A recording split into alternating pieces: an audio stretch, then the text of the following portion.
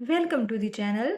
आज की क्लास में हम कुछ ऐसे पेयर्स देखेंगे जो बहुत कन्फ्यूजन क्रिएट करते हैं, जैसे स्लीप, अस्लीप, वेक, अवेक, न्यू, अन्यू, बैक, अबैक, वेट, अवेट, गो, अगो, राइस, अराइस। क्या आप भी कंफ्यूज होते हैं इन वर्ड्स में? तो ये वीडियो आपके लिए है।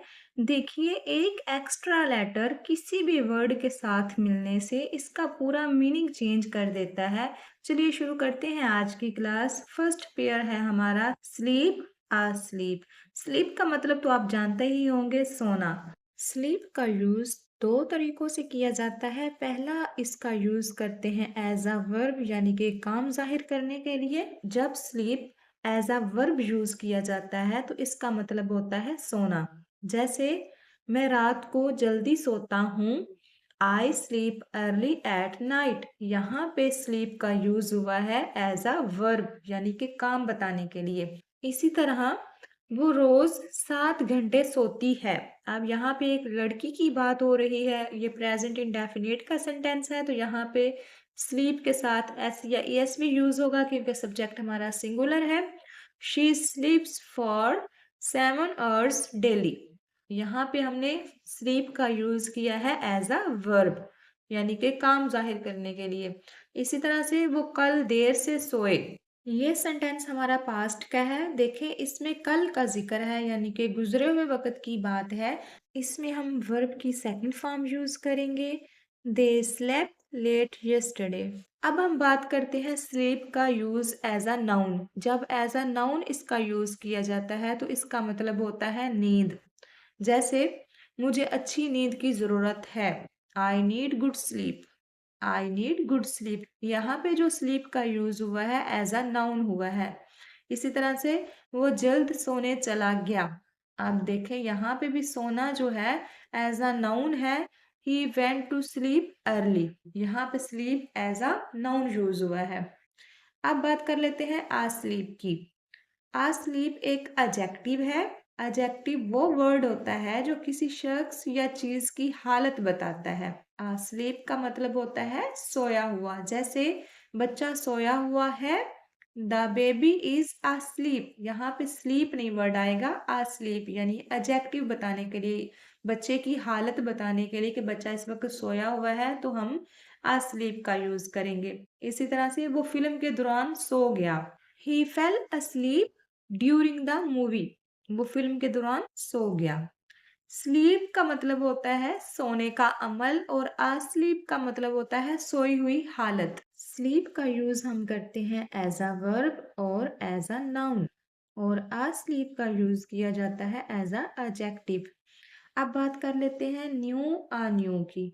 न्यू का मतलब होता है नया। ये एडजेक्टिव है, किसी चीज की खसूसियत बताता है। जैसे, मैंने नया लिबास खरीदा। अब ये पास्ट का सेंटेंस है, इसमें हम बाय की सेकंड फॉर्म बॉट का यूज करेंगे। I bought a new dress. यहाँ पे न्यू का यूज हुआ है एज अ एडजेक्टिव, खसूसियत बताने के लिए कि नया लिबास खरीदा है। यहाँ पे लिबास की खसूसियत बताने के लिए हमने न्यू वर्ड यूज किया है। इसी तरह, उसके पास नई गाड़ी है। She has a new car. अब यहाँ पे गाड़ी की हालत या खसूसियत बताने के लिए हमने न्यू का यूज़ किया है। न्यू का यहाँ पे यूज़ हुआ है एज अ एडजेक्टिव। इसी तरह से अब बात कर लेते हैं आ न्यू की। आ न्यू का मतलब होता है दोबारा। इसका मतलब होता है दोबारा या नए तरीके से। ये एज अ एडवर्ब यूज होता है। एडवर्ब वो वर्ड होता है जो काम के तरीके को बयान करता है। जैसे, उसने अपनी जिंदगी दोबारा शुरू की। He started his life anew।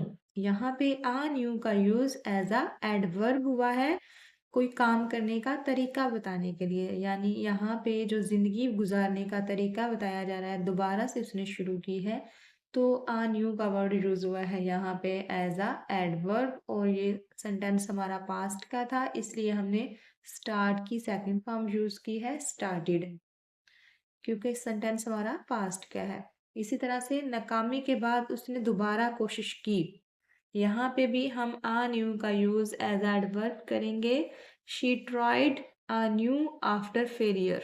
She tried anew after failure. नाकामी के बाद उसने दोबारा कोशिश की। न्यू का मतलब होता है नई चीज और अन्यू का मतलब होता है दोबारा अमल। नेक्स्ट है वेक अवेक। वेक का मतलब होता है जागना या फिर जगाना। ये एज अ वर्ब यूज होता है।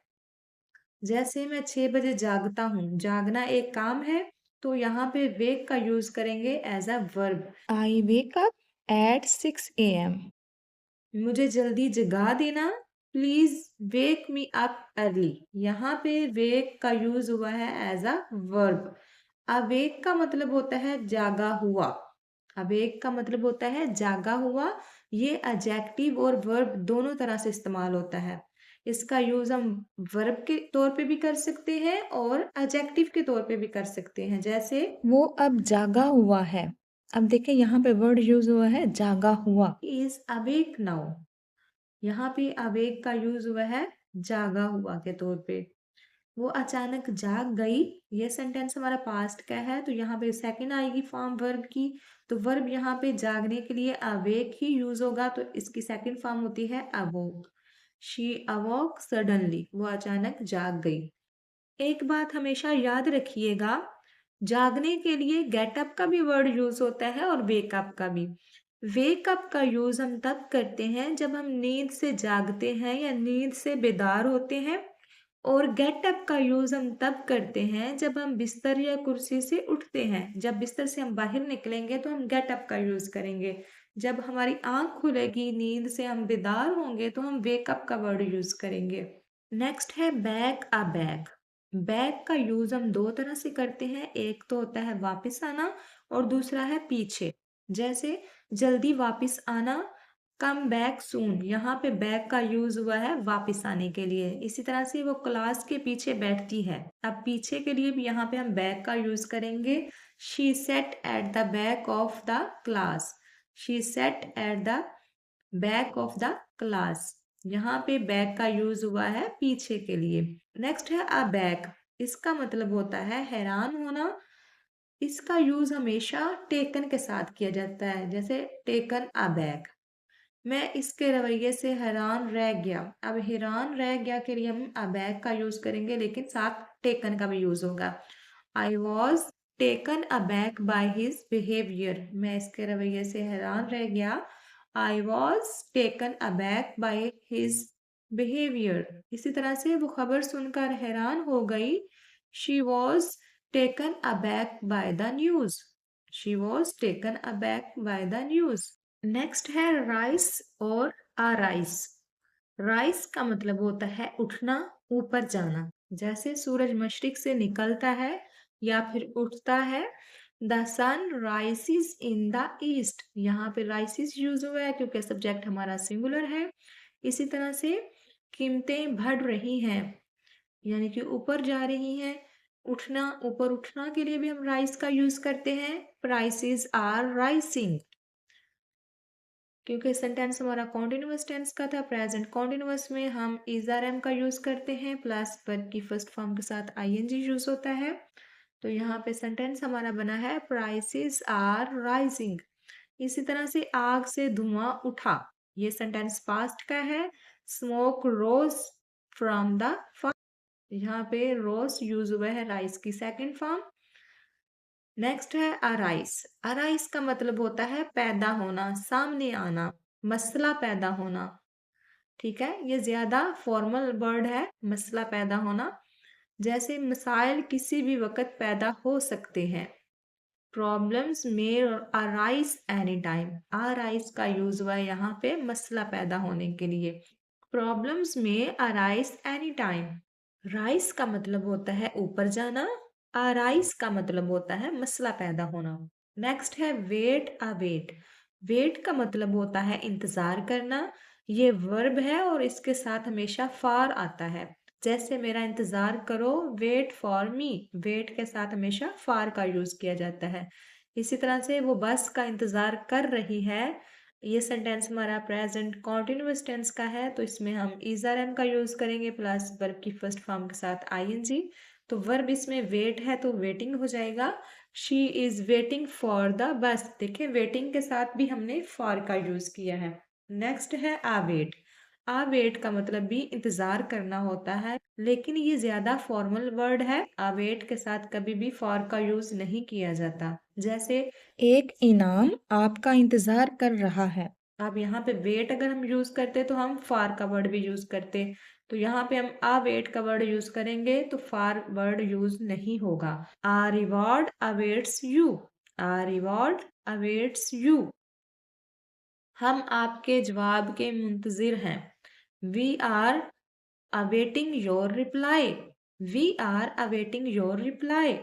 अब देखिए अवेटिंग के साथ भी हमने फॉर का वर्ड यूज नहीं किया। ठीक है।